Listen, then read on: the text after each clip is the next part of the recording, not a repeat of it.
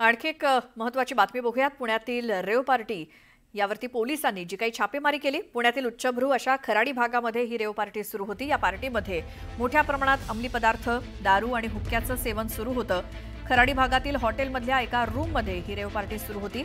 Party करणाऱ्यांमध्ये 2 महिला आणि 5 पुरुषांचा समावेश आहे। पुणे पोलिसांच्या गुन्हे शाखेनं ही छापेमारी केली। विशेष म्हणजे एकनाथ खडसेंचा जावई प्रांजल खेवलकर याचा देखील यात समावेश आहे। या रेव पार्टी प्रकरणी पोलिसांनी 7 जणांना अटक केली आहे।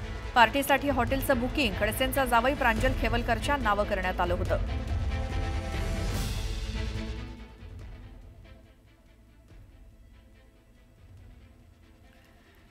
हे 7 आरोपी आपल्याला दिसतायत दृश्यामध्ये। 7ही जणांना आता अटक करण्यात आलेली आहे गुन्हे शाखेकडनं। त्यामध्ये पांढऱ्या रंगाच्या शर्टामध्ये आपल्याला एकनाथ खडसे यांचा जावई दिसतोय। नेमकं काय काय घडलं हा सगळा घटनाक्रम आपण बघूयात। पुण्याच्या उच्चभ्रू अशा खराडी भागामध्ये रेव पार्टी सुरू होती। या रेव पार्टीवर पोलिसांनी छापा टाकला। या पार्टी दरम्यान एकूण 2 महिला आणि 5 पुरुष होते। या 7ही जणांना पोलिसांनी ताब्यात घेतलं। या 7 जणांमध्ये एकनाथ खडसे यांचा जावई प्रांजल खेवलकर याचा देखील समावेश आहे। छापेमारीमध्ये पोलिसांना कोकेन, गांजा, दारू सोबतच हुक्का देखील सापडला। टेस्टिंग किटनं तपासणी केल्यानंतर ते कोकेनच असल्याचं स्पष्ट झालंय। हॉटेलमधली रूम ही प्रांजल खेवलकरच्या नावानंच बुक करण्यात आली होती हे देखील स्पष्ट झालंय। प्रत्यक्ष ज्यावेळेला ही धाड पडली, पोलिसांचं एक मोठं पथक तिथं जाऊन धडकलं आणि यावेळेला हे 7 जण त्या हॉटेलच्या बुक केलेल्या रूममध्ये सापडले। पुण्याच्या उच्चभ्रू अशा खराडी भागामध्ये रेव पार्टी सुरू होती। यामध्ये रोहिणी खडसे यांचे पती आणि एकनाथ खडसे यांचे जावई हे देखील तिथं सापडलेत, ज्यांना अटक झाली आहे। एकूण 7 जणांना गुन्हे शाखेनं अटक केली आहे। आता या हॉटेलच्या रूम सोबतच प्रांजल खेवलकरचा जे घर आहे हडपसर भागात, तिथे देखील छापेमारी पोलिसांनी सुरू केलेली आहे। मधला व्हिडिओ हा आपण एक्सक्लुझिव्ह बघतोय, ज्यावेळेला पोलिसांनी या आरोपींना ताब्यात घेतलेलं होतं त्यावेळची ही दृश्य। रेव पार्टी प्रकरणी 7 जणांना गुन्हे शाखेनं अटक केली। पोलिसांचं एक मोठं पथक या हॉटेलमधल्या रूमवरती जाऊन धडकलं, जिथे 7 जण पार्टी करत होते। कोकेन, दारू, हुक्का या सगळ्या गोष्टी पोलिसांना तिथे सापडल्या। रेव पार्टी प्रकरणी 7 जणांना पोलिसांनी अटक केली आहे। त्यांना आता गुन्हे शाखेच्या पोलीस स्टेशनमध्ये आणण्यात आलंय आणि प्रत्यक्ष धाड ज्यावेळी पडली त्यावेळेचा एक व्हिडिओ, आरोपींना ताब्यात घेतानाचा हा व्हिडिओ आणि हे सगळे आरोपी पोलीस स्टेशनमध्ये आणले असता 7ही जण आपल्याला स्पष्टपणे दिसतायत। 2 महिला आणि 5 पुरुष। तर गुन्हे शाखेनं हाऊस पार्टीवरती केलेल्या छापेमारीचा सुपर एक्सक्लुझिव्ह व्हिडिओ न्यूज 18 लोकमतच्या हाती आलाय। पोलिसांना कोकेन, गांजा आणि दारू सोबतच हुक्का सुद्धा आढळला। टेस्टिंग किटनं तपासणी केल्यानंतर ते कोकेनच असल्याचं स्पष्ट झालंय। त्यामुळे ही रेव पार्टी होती यावरती शिक्कामोर्तब झालंय आणि जी रूम बुक केली होती ती प्रांजल खेवलकर या नावानं केलेली होती। त्यामुळे प्रांजल खेवलकर एकनाथ खडसेंचा जावई, रोहिणी खडसेंचा पती, त्यामुळे त्यांचा देखील त्यामध्ये समावेश आहे हे आता स्पष्टपणे दिसतंय। हा व्हिडिओ जो सुपर एक्सक्लुझिव्ह न्यूज 18 लोकमतच्या हाती लागलाय, आपल्याला दिसतंय या रूममध्ये पार्टी सुरू होती। या सगळ्या गोष्टी तिथे ठेवलेल्या आहेत। पोलिसांचं पथक तिथं धाड टाकतंय आणि हे 7 जण आरोपी आणि पोलिसांचं पथक असे सगळेजण या रूममध्ये आपल्याला दिसतायत। पोलिसांनी 7 जणांना अटक केली आणि हे साहित्य देखील जप्त केलंय। तर या रेव पार्टी आयोजित केलेल्या हॉटेलचे बुकिंगचे डिटेल्स सुद्धा न्यूज 18 लोकमतच्या हाती लागलेत। या हॉटेलमधील सूट डॉक्टर प्रांजल खेवलकर याच्याच नावानं बुक होता हे देखील समोर आलंय।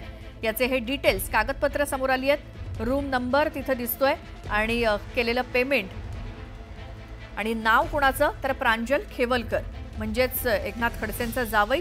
याच हॉटेलचे रूमचे बुकिंग डिटेल्स सुद्धा न्यूज 18 लोकमतच्या हाती लागलेत।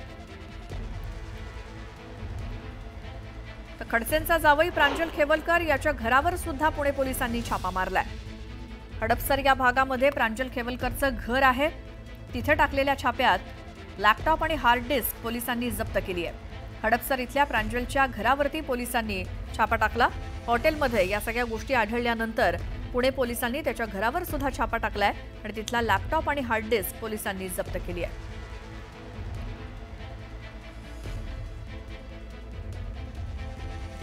दरम्यान कालच नाथाभाऊंनी अंमली पदार्थाबाबत सवाल उपस्थित केला होता आणि आज त्यांचे जावईच कसे काय सापडले असा सवाल गिरीश महाजनांनी विचारलाय. तर प्रत्येक वेळी षडयंत्र तुमच्यासोबतच कसं होतं असाही सवाल महाजनांनी विचारलाय. खरं म्हणजे कालच नाथाभाऊंनी प्रेसमध्ये सांगितलं की चाळीसगावला एवढे अंमली पदार्थ का मिळतात, इकडनं कसे काय पकडले जातात, असा त्यांनी संशय व्यक्त केलेला होता. ते नेहमी अंमली पदार्थाच्या विरोधात बोलत असतात. पण आता त्यांचे जावईच हे सगळं चालवत आहेत, सगळा उद्योग हे आज मला वाटतं या ठिकाणी समोर आलेला आहे. खरं म्हणजे आता हा विषय थोडा तपासाचाही आहे. नेमकं काय झालं काय नाही आज सांगता येणार नाही, नक्की सांगता येणार नाही. पण मला वाटतं पोलीस या बाबतीमध्ये तपास करत असतीलच, कारण मोठी बातमी आहे, मोठा विषय आहे. रेव पार्टीचा विषय तर कुठे असला तरी तो मोठा होतोच. तपास केल्यावरच हे समोर येईल की 5 महिला होत्या का 3 होत्या, याच्यामध्ये कोण पळालं, कोणी पलायन केलं, आता सांगणं मला अशक्य आहे. पण पार्टी सुरू होती हे तर आपण सांगता आहात.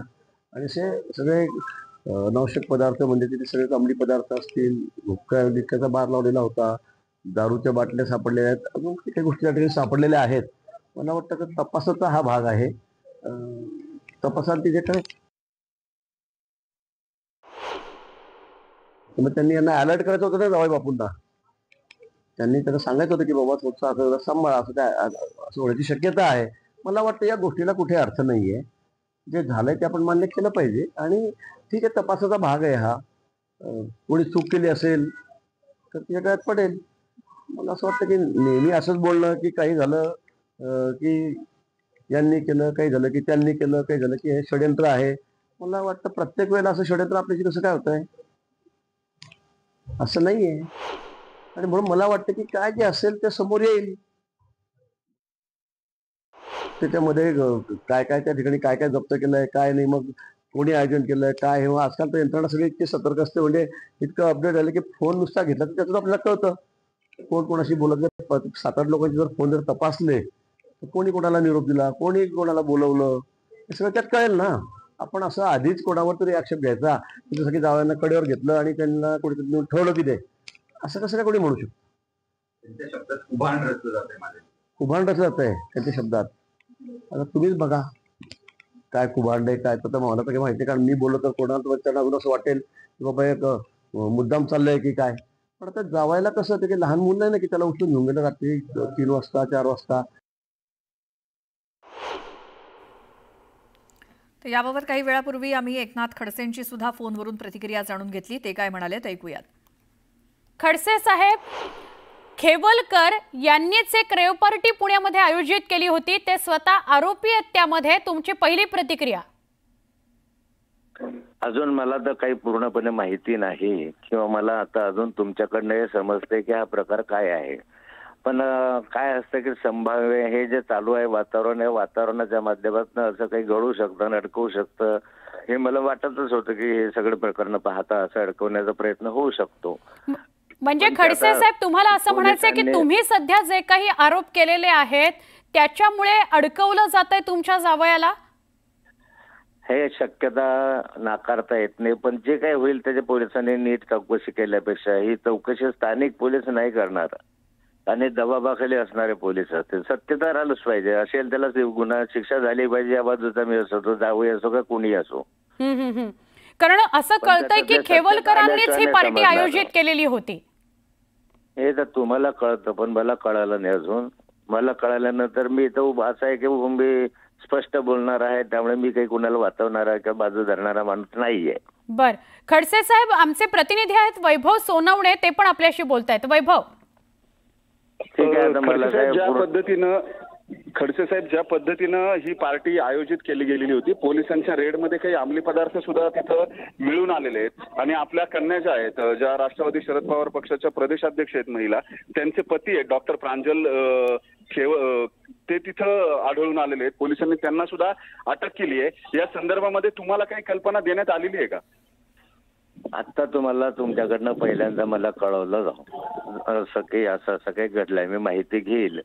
पण या संदर्भामध्ये ही शक्यता नाकारता येत नाही की हे सगळं घडवू शकतं. अलीकडचं वातावरण पाहताना हे घडवू शकतं, घडवून आणू शकतं. कुणाला अडकवणं, कुणाला सोडणं, हे सध्या जे चालू आहे या संदर्भामधले लगेच माहिती देणं मला शक्य नाही माहिती घेतल्याशिवाय. पण मी कुणाच्या बाजूला राहणारा नाहीये. जो गुन्हेगार असेल त्याचं नीट चौकशी झाली पाहिजे, योग्य असेल ती शिक्षाही झाली पाहिजे या बाजूला आहे. पण षडयंत्र असलं तर ते उघडकीस यायला पाहिजे या बाजूला मी आहे.